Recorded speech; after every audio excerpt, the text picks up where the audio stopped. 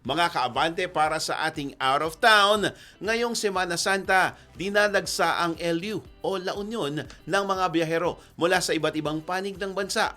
Kilala bilang Surfing Capital of the North, tampok dito ang tuloy-tuloy na alon sa San Juan, masiglang food scene at mga Instagram-worthy spots tulad ng Tangadan Falls at Macho Temple.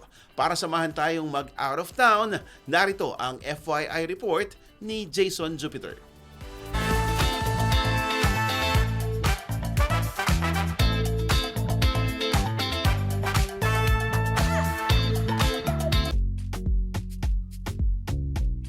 Dinadagsa taon-taon ang La Union tuwing Semana Santa at isa na itong kinikilalang pangunahing destinasyon ng mga biyahero na naghahanap ng pahinga at karanasan sa tabing dagat. Kilala ang lalawigan bilang Surfing Capital of the North, partikular sa bayan ng San Juan, La Union, kung saan tampok ang tuloy-tuloy na alon na swak para sa mga baguhan at profesional na surfers. Ngunit higit pa sa surfing, patok din ang La Union dahil sa kombinasyon ng relaxing beach vibe, masiglang food scene at mga Instagram-worthy na lugar. Bukod sa dalampasigan, dinarayo rin ng turista ang mga atraksyon tulad ng Tangadan Falls at Macho Temple na nagbibigay ng kakaibang karanasan mula sa nature adventure hanggang sa tahimik na pagninilay. Ayon sa mga lokal na opisyal, malaking tulong sa ekonomiya ng lalawigan ang pagdagsa ng turista, lalo na sa mga maliliit na negosyo tulad ng kainan, transient houses at souvenir shops. Sa kabila ng kasikatan nito, paalala naman ng mga otoridad ang responsableng paglalakbay, panatilihin ang kalinisan, sundin ang mga alintuntunin at igalang ang mga lokal